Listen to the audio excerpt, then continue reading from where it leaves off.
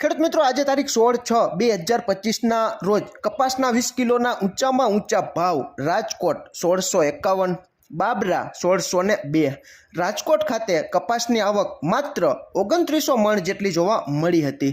12 વાગ્યે અને 8 મિનિટની આસપાસ ન્યૂયોર્ક કોટન વાયદો જુલાઈ 2025નો 0.24 જેટલો વધીને 65.60 સેન્ટની આસપાસ ચાલી રહ્યો છે.